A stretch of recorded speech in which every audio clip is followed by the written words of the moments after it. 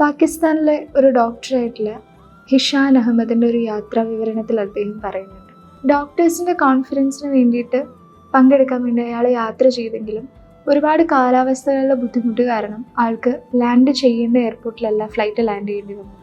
ആൾ മറ്റൊരു എയർപോർട്ടിലാണ് ലാൻഡ് ചെയ്യേണ്ടി വന്നത്.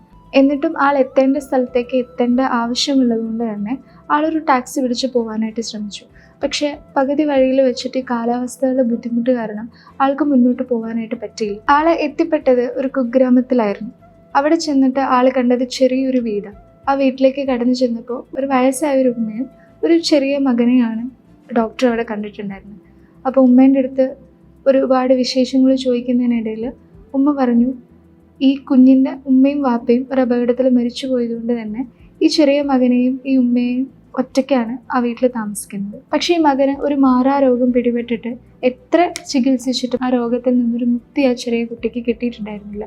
പക്ഷേ ആ ഉമ്മ അവിടെ വെച്ചിട്ടൊരു കാര്യം പറഞ്ഞു, പാകിസ്ഥാനിലെ ഹിഷാൻ അഹമ്മദ് എന്ന് പറഞ്ഞൊരു ഡോക്ടറെ കണ്ടിരുന്നെങ്കിൽ എൻ്റെ മകൻ്റെ അസുഖം മാറിയേനെ എന്ന് ഒരുപാട് പേര് ആ ഉമ്മാനോട് പറഞ്ഞിത്രേ. ഇതാണ് നിമിത്തം എന്ന് പറയുന്ന ഒരു കാര്യം. പ്രതിസന്ധികൾ ഉണ്ടാകുന്ന സമയത്ത് എന്തേ എനിക്കിത് സംഭവിച്ചു എന്ന് ചോദിക്കുന്നതിന് പകരം എനിക്കിത് എന്തിനു സംഭവിക്കുന്നു എന്ന് ചോദിക്കാൻ തുടങ്ങും.